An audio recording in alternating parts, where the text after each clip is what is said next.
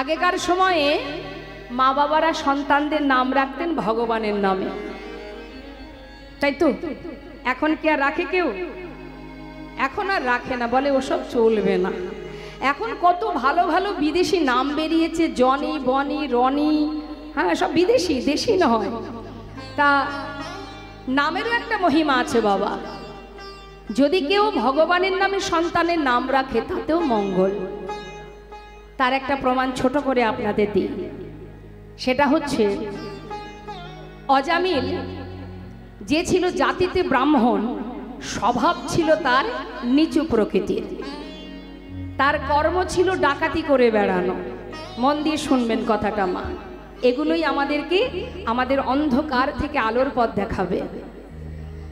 আমাদের ভুলগুলো কোথায়? শুরুতেই যদি আমাদের জীবনে শুরুতেই যদি ভুল হয়ে যায়, যাতায়াতের পথে যাবার পথের প্রথম শুরুতেই যদি ভুল পথে পা বাড়াই, তাহলে জীবনটা ভুল পথেই এগিয়ে যাবে। কি বলছে? অজামিল তার অনেকগুলো সন্তান, তাদের নাম 1 কোড়ি, 2 কোড়ি, 3 কোড়ি। এখন লোমশ মুনি বলে এক মুনি আছেন, যার হয়েছিল শারীরিক ব্যাধি।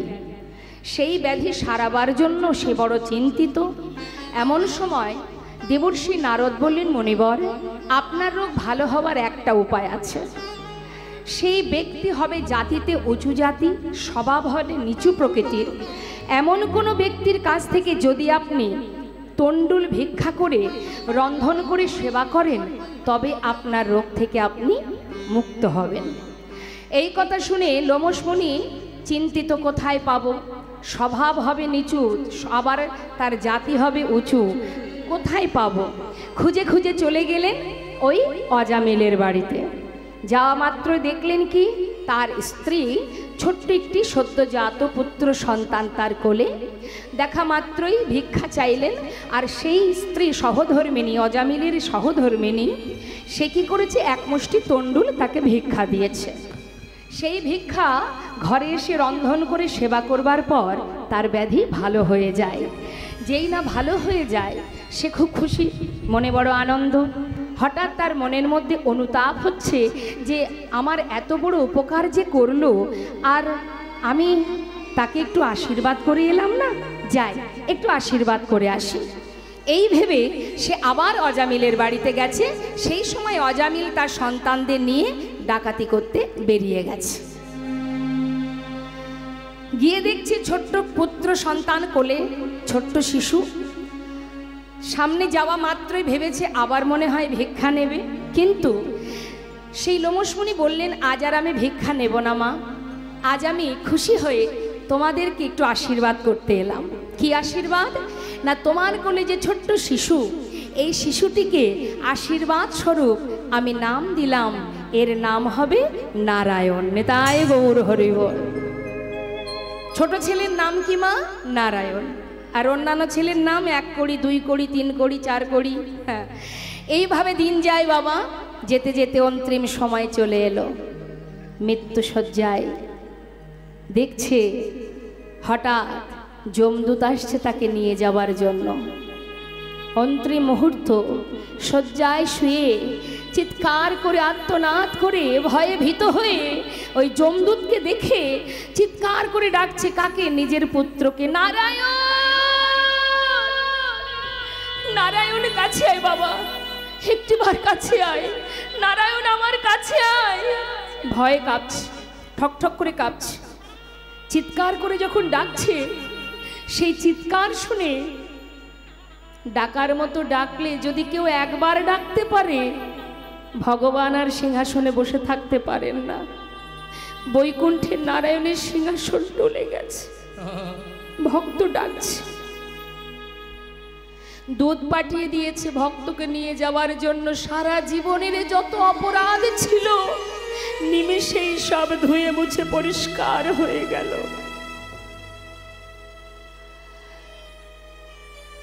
সকলে এসেছে, বিষ্ণু লোক থেকে দুধ পাঠিয়েছে।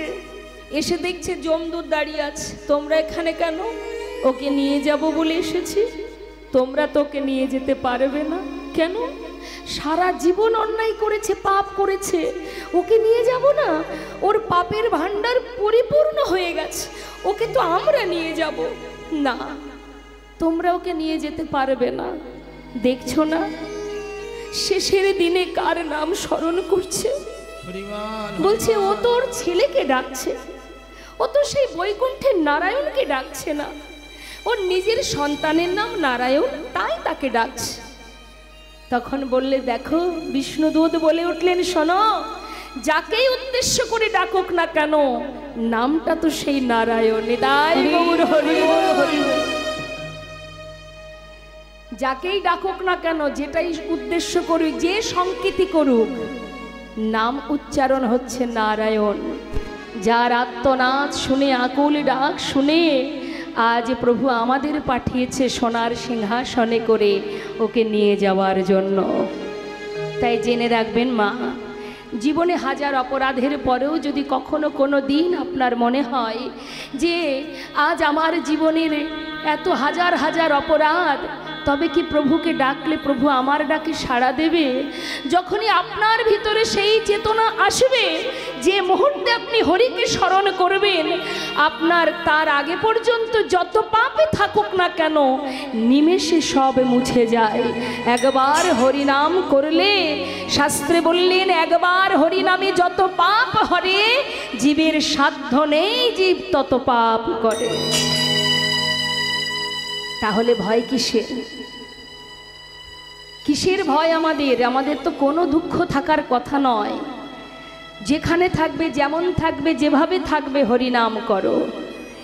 তার জন্য স্থান কাল পাত্রের কোনো প্রয়োজন নেই। যে অবস্থাতেই থাকবে হরিনাম জপ করো, মহামন্ত্র জপ করো। একবার আমরা কি সবাই মিলে পারি হরিনাম করতে? হ্যাঁ, এত সুন্দর সাধুর বাজারে আমরা বসে আছি। কে বলে কোথাও কোথাও আমরা যাই তো বাবা, অনেকে বলে এখন আর ভক্ত নেই, এখন আর কেউ, কলিযুগে কলিহত জীবের এমন দুরবস্থা, এরা আর ভগবানকে ভালোবাসে না। কিন্তু আমি জানি, আমি অনেক জায়গায় গিয়েছি, প্রচুর জায়গায়, দেশ বিদেশে দেখেছি, কে বলেছে ভক্ত নেই? এখন ঘরে ঘরে হাজার হাজার ভক্ত সমাগম। আজ এইখানে এই হরিবাসরে যে সকল ভক্তবৃন্দ এখানে এসেছেন, ভক্ত কাকে বলে? কাকে বলে ভক্ত?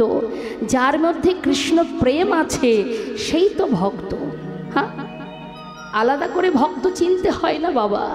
যারা ফুটবল ভালোবাসে, যারা ফুটবলের ভক্ত, তারা যেখানে ক্রিকেট ফুটবল খেলা হয় সেই ময়দানে চলে যায়। যারা ফাংশন ভালোবাসে তারা দেখবেন ওই ফাংশন হাঙ্গামা করতে চলে যায়, তাই না?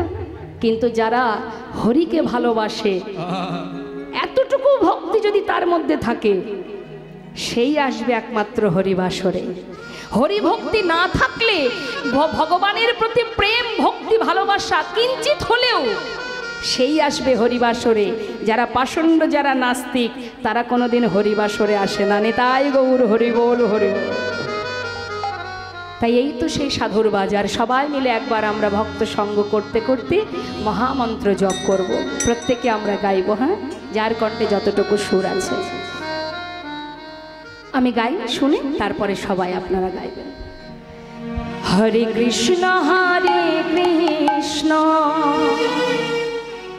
কৃষ্ণ কৃষ্ণ হরে হরে, হরে রাম হরে রাম, রাম রাম হরে হরে, হরে হরে কৃষ্ণ হরে কৃষ্ণ,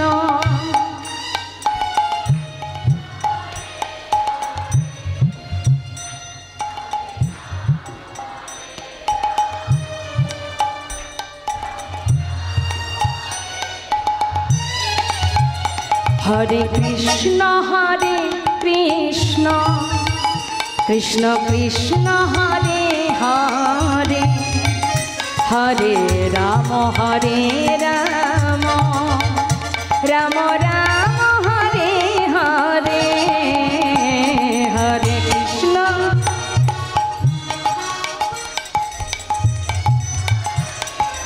বাবা হরি বল।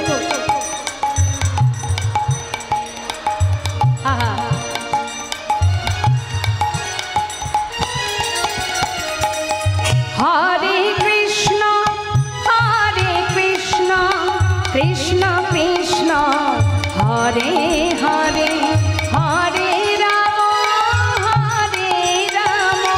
রাম রাম হরে হরে হরে কৃষ্ণ। বাবা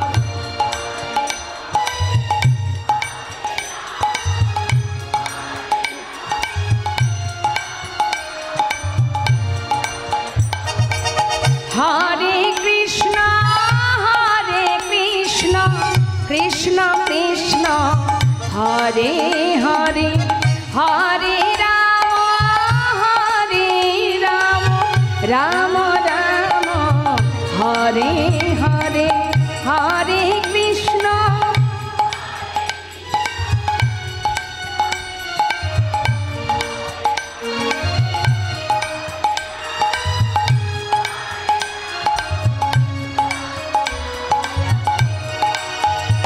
हरे कृष्ण निताय गौर हरि बोल गौर हरि बोल। हरे राम राम राम हरे हरे कृष्ण हरे कृष्ण कृष्ण कृष्ण हरे हरे हरे राम राम राम हरे हरे। हरे कृष्ण कृष्ण हरे हरे हरे राम राम राम हरे हरे कृष्ण हरे कृष्ण कृष्ण कृष्ण हरे हरे हरे राम राम हरे हरे। हिताय गौर हरि बोल गौर हरि बोल। বৈষ্ণব মহাজন বললেন, জীব যদি হরিনাম করে তাতেও মঙ্গল, আবার জীব যদি হরিনাম শ্রবণ করে তাতেও মঙ্গল। তা হরিনাম করলে কি মঙ্গল আর শুনলে কি মঙ্গল সেটা আমরা একটু করে জেনে নিই। কি বলছে মহাজন? মহাজন বলছেন, যদি হরিনাম কেউ শ্রবণ করে শ্রবণং মঙ্গলম, শুনলেও মঙ্গল। যেমন মনে করুন সরস্বতী পূজা বা লক্ষ্মী পূজায় যখন আমরা অঞ্জলি দিই বা ঠাকুরমশাই মন্ত্র পাঠ করেন, সব মন্ত্রের অর্থ কি আমরা জানি মা? কিন্তু আমরা ঠাকুর ঘরে বসে থাকি কি না যে শুনলেও মঙ্গল, শুনতে হবে, বুঝি বা না বুঝি, তাই তো? ঠিক তদ্রূপ হরিনাম শুনলে উপকার, কানের ভিতরে দিয়ে প্রবেশ করলে ওই নামের এমনই মহিমা। লক্ষ হীরা গণিকা পতিতা যে হরিদাস ঠাকুরের মুখে অহরহ হরিনাম শুনতে শুনতে কখন যে নামের মধ্যে নিজে ডুবে গেছে, তার সমস্ত ইন্দ্রিয়গুলো যে কখন হরিনামের সেবায় লেগে গেছে সে নিজেই জানে না। হঠাৎ দেখছে পাখির কলরব, তার মানে নিশি প্রভাত হয়ে গেছে। এইভাবে একদিন দুই দিন তিন দিন হরিনাম শ্রবণ করতে করতে অবশেষে সেই গণিকা পতিতা লক্ষ হীরা যে কিনা হরিদাস ঠাকুরের চরণতলে আশ্রয় নিয়েছিলেন। এটা হচ্ছে সোনার কৃপা, শুনলে কৃপা হয়। তা হরিনাম শুনলে কি উপকার? মহাজন বলছেন কি শুনুন, হরিনাম শুনলে কি উপকার বলছে কি? শ্রী গৌরাঙ্গের মধুর লীলা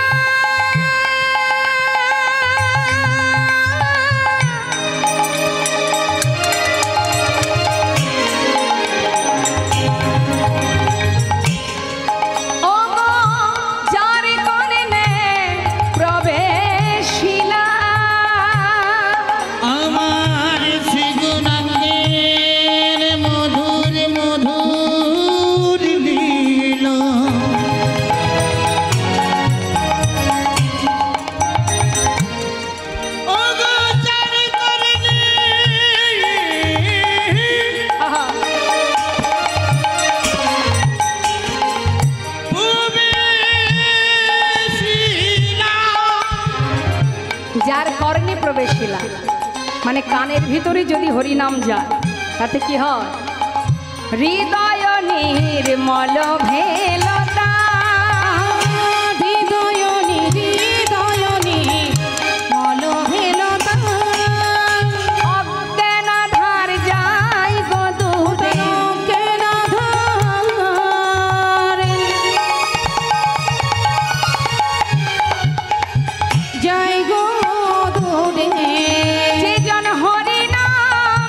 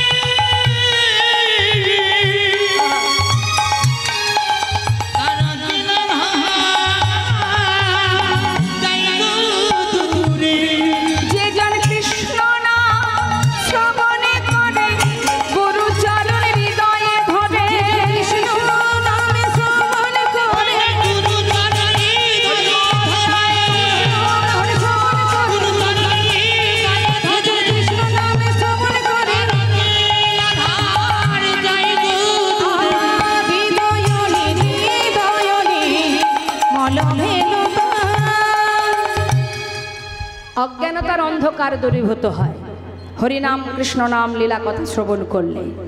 জ্ঞান, আমরা সবাই কিন্তু অজ্ঞান হয়ে আছি, প্রকৃত জ্ঞান আমাদের কারণ নেই। এই অজ্ঞানতার অন্ধকার দূর হবে কখন? আমি যখন আমাকে চিনতে পারবো, জানতে পারবো আমি কে, আমার কেন মরে যারে তপত্রয়। যেদিন আমি আমাকে জানতে পারবো সেদিন ভগবানকে জানতে পারবো। সবাই আমরা অজ্ঞান হয়ে পড়ে আছি, ভেবেছি সংসার আমার, বিষয় সম্পদ আমার, কিন্তু একবারও গভীরভাবে আমরা ভাবি না মা যে সত্যি কি এরা আমার? হ্যাঁ, কে মালিক? তিনিই তো মালিক, যারই সৃষ্টি এই ধরা। হ্যাঁ, তিনি মালিক, তারই টাকা, তারই ঘর, তার বিষয়, তার সম্পদ, তারই সব। আমরা মালিক নই। তাহলে আমরা আমার করছি মানে কি? আমাদের প্রকৃত জ্ঞানটুকুই আমাদের নেই। এটা কখন আমরা জানবো? যখন ভাগবত কথা, লীলা কথা শ্রবণ করব। তাই বলছে অজ্ঞানতার অন্ধকার দূর হয়ে যায় যদি কোনো জীব হরিনাম কৃষ্ণ নাম শ্রবণ করে, সাধু গুরু বৈষ্ণবের সঙ্গ করে। আর হরিনাম গাইলে কি হয় না, বললেন যদি কেউ গৌর হরির নাম বদনে নাম করে, হরিনাম করে, যে গৌরঙ্গের নাম লয় তার হয় কৃষ্ণ প্রেমোদয়, কৃষ্ণ প্রেমের উদয় হয়। তাই আজ আমার গৌর সুন্দর কলিহত জীবের তরে দাদাকে ডেকে বলছে, দাদা আমার মনে বড় ইচ্ছে আমি হরিনাম যজ্ঞ করব। সর্বত্রে হাতে ধরে পায়ে ধরে হরিনাম দিয়েছি ঠিকই, কিন্তু আমার বাসনা আমি হরিনাম যজ্ঞ করব। তা হরিনাম যজ্ঞ করতে গেলে কি করতে হবে? কে জিজ্ঞাসা করছে? গৌর সুন্দর। কাকে জিজ্ঞাসা করছে? আমরা যেমন বাড়িতে শুভ কাজ করতে গেলে আমাদের গুরুজন যারা আছেন তাদের কাছে পরামর্শ নিই, তাই আজ আমার গৌর হরি তিনি পরামর্শ নিচ্ছেন কার কাছে? দাদা নিতা নন্দ শনে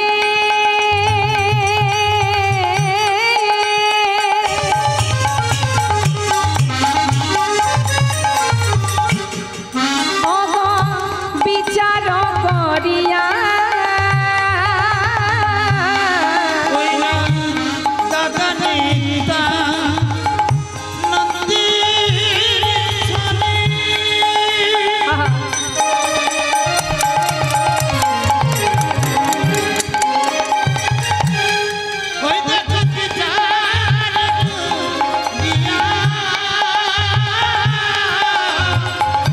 ওমা কি বিচার চাইছে? দাদা বলো না আমি কি করব? পরামর্শ করিলা, পরামর্শ করিলা, কি করিতে হবে দাদা? পরামর্শ করিলা, কি করিতে হবে দাদা? পরামর্শ করিলা, নিমন্ত্রণের লাগি প্রভু শ্রীবাসে পাঠাইলা।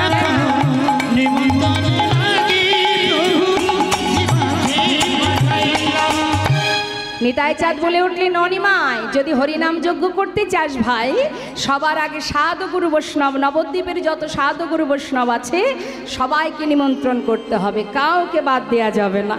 বেশ দাদা, তাহলে নিমন্ত্রণের দায়িত্বটা কে নেবে? বলছে একজনই নিতে পারে, যে নদিয়ার অলিগলি সব চেনে, সে হচ্ছে কে না শ্রীবাস পণ্ডিত। তার উপরে দায়িত্ব দেওয়া হোক। শ্রীবাস পণ্ডিত বললেন, বেশ প্রভু তাই হবে। তো গৌরহরি নিতাই চাঁদ জিজ্ঞাসা করছে, শ্রীবাস নিমন্ত্রণ তো করতে যাচ্ছ, নিমন্ত্রণের নিয়ম জানো? না প্রভু, তুমি বলে দাও। শোনো শ্রীবাস, কিভাবে নিমন্ত্রণ করবে এখানে একটু শুনে দেখি আমার মায়েদের কাছে। ওমা, বাড়িতে শুভ কাজ হলে আত্মীয় স্বজন, এলাকায় গ্রামবাসী তাদেরকে কিভাবে নিমন্ত্রণ করেন? গলবস্ত্রে, তাই তো? সবাই কি আর তাই করে? এখন তো ফোনেই হয়ে যায় সব। দেখ ভাই যেতে পারছি না, কিছু মনে করিস না, সবাই আসিস তোরা, 16 আনা নিমন্ত্রণ, তাই না? ফোনেই হয়ে যায় সব। আমরাও তাই মেনে নিই, ঠিক আছে বাবা আসতে হবে না, অবশ্যই যাব। তা নিয়ম কি? নিমন্ত্রণের নিয়ম শুনে নিন কি বলছে মহাজন। বলছে যে আমার নিত্যানন্দ প্রভু শ্রীবাসকে জানাচ্ছে, শ্রীবাস কিভাবে নিমন্ত্রণ করবে শোনো। পত্রখানি দেবে হাতে, চরণ ধুলি নেবে মাথে, চরণ ধুলি নেবে মাথে। পত্রখানি দেবে হাতে, চরণ ধুলি নেবে মাথে,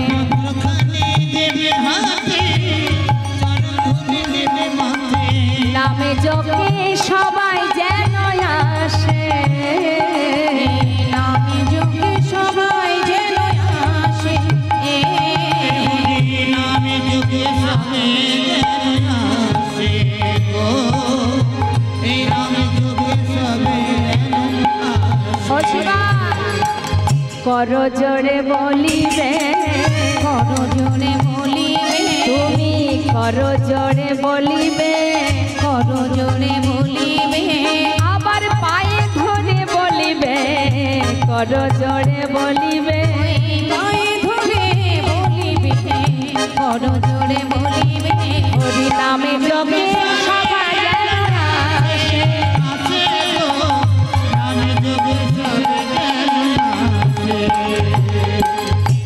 সসম্মানে চরণধুলি মাথায় নিয়ে গলবস্ত্রে পত্র হাতে দিয়ে নিমন্ত্রণ সারবে, কেমন কাউকে বাদ দেবে না। শ্রীবাস পণ্ডিতের আনন্দ ধরছে না, প্রভু আমার হরিনাম যজ্ঞ করবে সুরধ্বনির তীরে। এই আনন্দে পত্রগুলো মাথায় করে নিয়ে এবার মনের আনন্দে চললেন নদেবাসী দাঁড়ে দাঁড়ে। মহাজন বলছে, দেখো দেখো যাচ্ছে আজ শ্রীবাস পণ্ডিত। কি বলছে মহাজন? নিমন্ত্রণের পত্র পাইয়া আনন্দিত মন, নিমন্ত্রণের পত্র পাইয়া আনন্দিত মন, আহা শুনিয়া শ্রীবাস গেল নদিয়া নগরে, শুনিয়া শ্রীবাস গেল নদিয়া নগরে, নিমন্ত্রণ করিল সবে যজ্ঞে আসিবারে, নিমন্ত্রণ করিল সবে যজ্ঞে আসিবারে, এই যে আপনারাও আসিবে, আপনারাও আসিবে, হরিনাম মহাযজ্ঞে আপনারাও আসিবে, হরিনাম মহাযজ্ঞে আপনারাও আসিবে,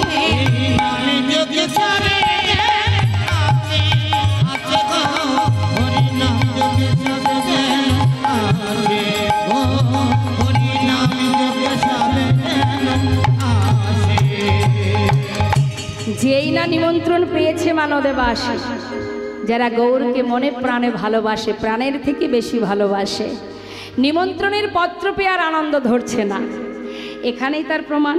আজ যে বাড়িতে শুভ জন্মাষ্টমী উপলক্ষে অনুষ্ঠান চলছে, হরিবাসর হচ্ছে, আপনারা যখন সবাই বার্তা পেয়েছেন মনে আনন্দ হয়েছিল কিনা? মা যাই অমুক দিন ওই জায়গাতে হরিনাম যজ্ঞ হবে, কত সাধুগুরু বৈষ্ণব আসবে, কত আনন্দ। সেই আনন্দে দিনগুলো কখন কেটে গেছে, আপনারা সবাই ছুটে এসেছেন এই হরিবাসরে, এটা হচ্ছে আনন্দ। তাহলে আপনারা যার কথা শোনার জন্য এখানে ছুটে এসেছেন, যাকে চোখে দেখেননি, না দেখেও যাকে এতটা ভালোবেসেছেন, তাকে যদি সাক্ষাৎ দর্শন কখনো পান তাহলে কি হবে মা বলুন দেখি? সাক্ষাৎ দর্শন পেলে আর কি এছাড় ঘরে মন যাবে? হরি বল হরি বল। তাহলে শোনা মাত্রই পাগলের ন্যায় ছুটে এসেছেন। নদেবাসীর সেই একই অবস্থা, যেই শুনেছে গৌর হরি গঙ্গার তীরে সুরধ্বনির তীরে হরিনাম যজ্ঞ করবে, মনের আনন্দে নদেবাসী পাগলের ন্যায় ছুটতে ছুটতে যাচ্ছে।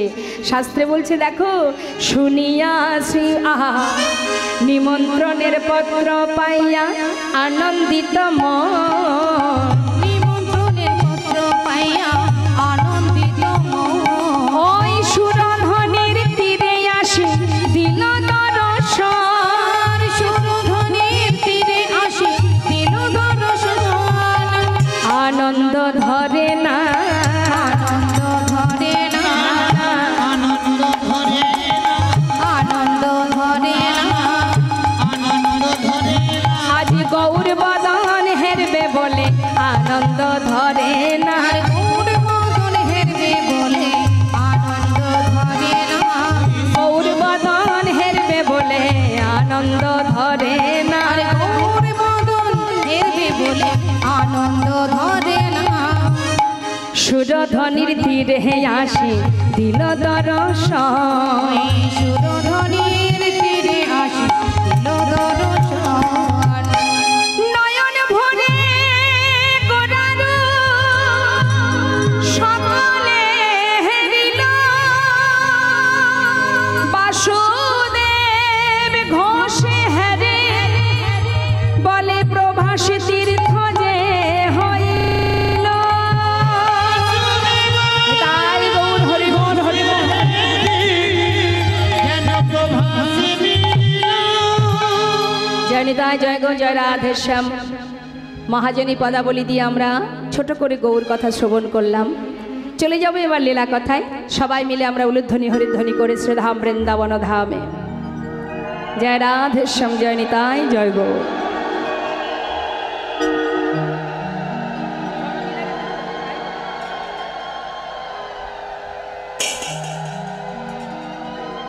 তো একটা ভজন শুনতে শুনতে আমরা যাই।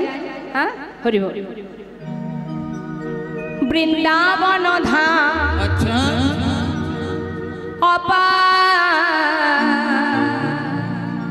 জপে যা রাধে রাধে। সবাই মিলে একটা দুটি বাহু তুলে হাতে তালি দিয়ে রাধে রাধে।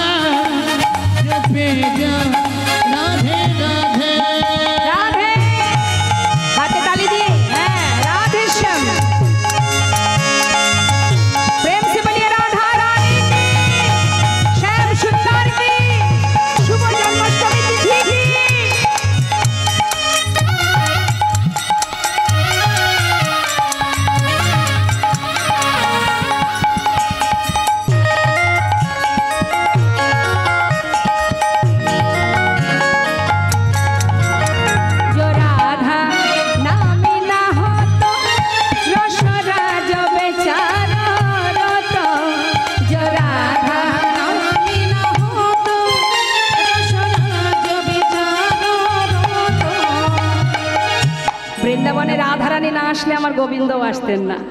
নাহি হতো কৃষ্ণ অবতার।